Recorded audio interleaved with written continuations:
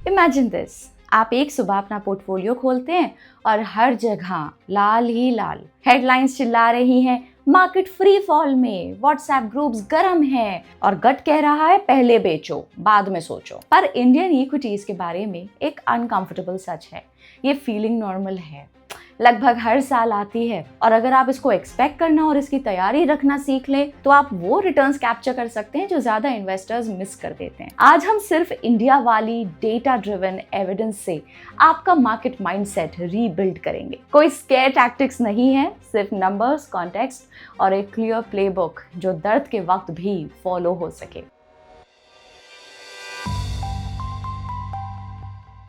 पहले expectations reset करते हैं। अगर सिर्फ पिछले डेकेड को देखें, निफ्टी 50 ने कम से कम 10% की करेक्शन 10 अलग मौकों पर देखी। मतलब एवरेज में हर साल एक मीनिंगफुल डिप मिला। उन डिप्स का एवरेज साइज लगभग 15% पीक टू ट्रफ था। लेंस थोड़ा और स्ट्रेच करें तो पैटर्न और क्लियर होता है। 30 सालों में 10% से ज्यादा की 19 करेक्शंस आई, यानी कि साल भर में एक से भी कम एवरेज करेक्शन। उनमें से 8 पूरे बेयर मार्केट्स बन गए, जिनकी डेफिनेशन 20% प्लस ड्रॉडाउन से होती है। जो एपिसोड्स वन ऑफ लगते हैं वो भी इस रिदम के अंदर ही बैठते हैं। याद है मई टू जून 2006 का पीरियड, निफ्टी लगभग 35 ट्रेडिंग दिनों में 30% गिरा था। या सितंबर 24 से फरवरी 25, लगभग 29 इयर्स की सबसे लंबी लूजिंग स्ट्रीक। निफ्टी पीक से लगभग 14% गिरा और फिर लेट मार्च तक रीबाउंड। दूसरे शब्दों में वीकनेस के क्लस्टर्स आते हैं, पल में स्कैरी लगते हैं, पर ना ये नए हैं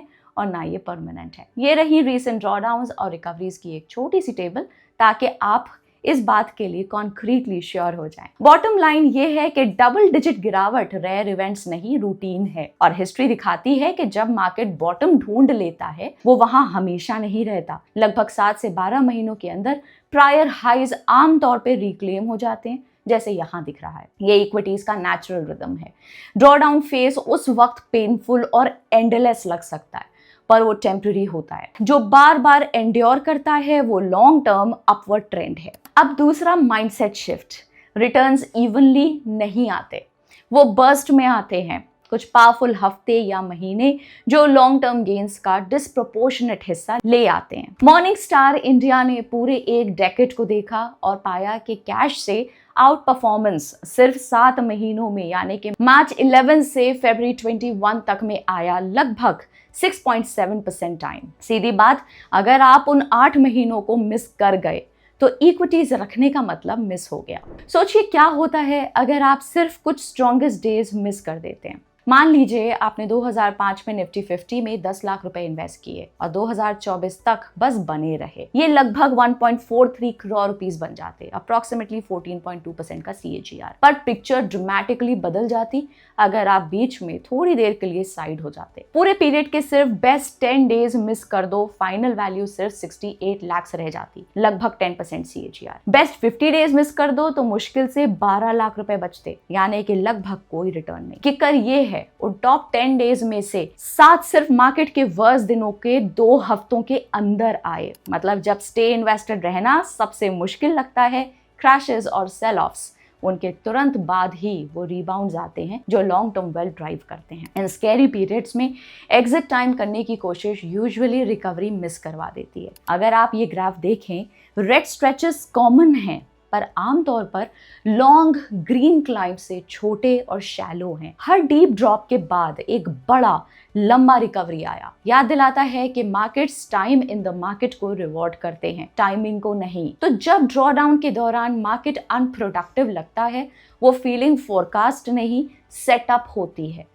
बर्स्ट आमतौर पे डिस्कम्फर्ट के बाद आते हैं। अगर आप बाहर हो या फोर्स्ड आउट हो गए तो आप उन्हें मिस कर देते हैं। ज्यादातर कंपाउंडिंग धीरे धीरे नहीं होती, ये कुछ आउटसाइड सेशंस में छुपी हुई होती है, जिसे आप तभी पकड़ते हो जब नॉइस के बीच आप इन्वेस्टेड रहते हो। अगर आप रूटीन ड्रॉ डाउन सर्वाइव कर सकते हो और जब अनकंफर्टेबल हो तब भी अपनी सीट संभाले रखते हो, इंडियन इक्विटीज ने हिस्टोरिकली उस पेशेंस को रिवॉर्ड दिया है। निफ्टी 50 टोटल रिटर्न ने लंबी अवधि में डबल डिजिट एनुअलाइज्ड रिटर्न्स दिए हैं, लगभग 12.05% पिछले 25 सालों में। रोलिंग विंडोज से देखो तो ऑड्स आपकी तरफ झुकते हुए दिखते हैं। निफ्टी 50 TRI पर लगभग 93% सारे 3 ईयर विंडोज यानी कि डेली रोल्स पॉजिटिव खत्म हुए। होराइजन और स्ट्रेच करो तो मैथ और बेटर हो जाती है। सिर्फ एवरेज रिटर्न नहीं, वर्स्ट केस आउटकम भी। 10 साल पर एवरेज लगभग 10.7% और मिनिमम 3.5%। 15 ईयर्स पर एवरेज लगभग 10.9% और मिनिमम 6.9%। जितना लंबा बैठोगे उतनी रेंज ऊपर टाइट हो जाती है। कैलेंडर ईयर टैली भी वही कहानी बताता है। 1999 से 2024 के बीच 26 में से 21 ईयर्स पॉजिटिव खत्म हुए, लगभग 80% ईयर्स। और अगर आप सिर्फ पिछला डेकेड एक नजर में देखना चाहें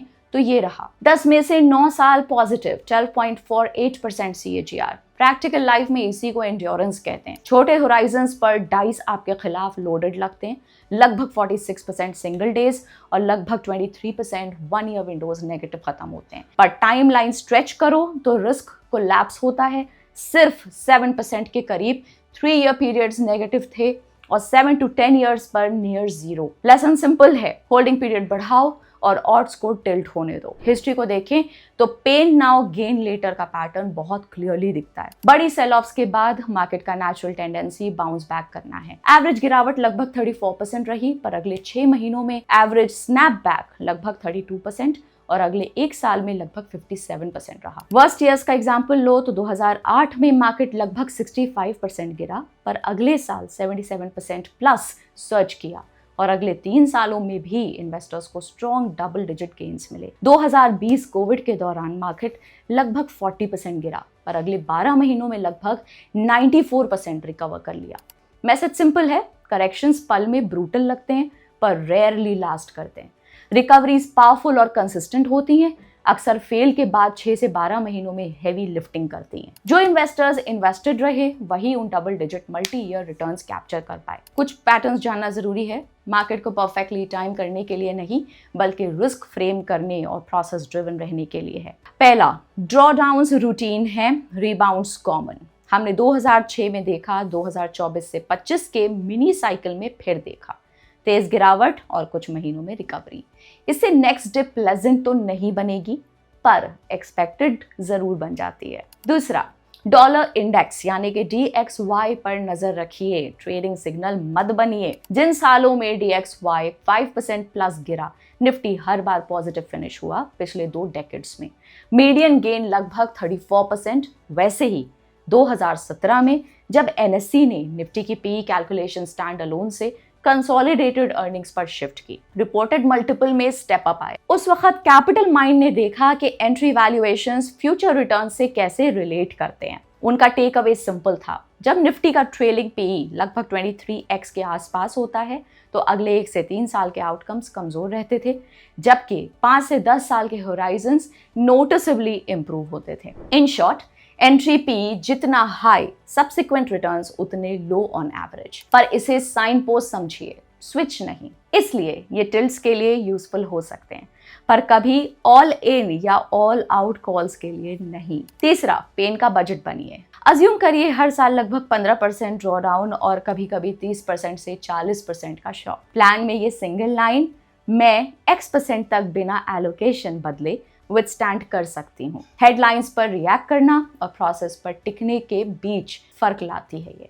चौथा, near term needs ring fence करो। 6 से 24 महीनों की कैश फ्लो नीड्स इक्विटी से बाहर रखिए ताकि डिप्स में फोर्स सेलर ना बन जाएं। पेन के बाद एक्चुअली क्या होता है, इसे टाई बैक करते हुए हिस्टोरिकली मार्केट ने ट्रफ सेट होते ही पुराने हाइज कितनी जल्दी रिक्लेम किए, ये यहाँ दिख रहा है। कहानी यही है, वॉलेटिलिटी टिकट की कीमत है और time in the market heavy lifting करती है। आपका क्या ख्याल है, क्या इन पैटर्न्स ने आपके नेक्स्ट मूव की प्लानिंग बदली? थैंक्स फॉर वॉचिंग, मिलते हैं नेक्स्ट वीडियो में, बाय बाय।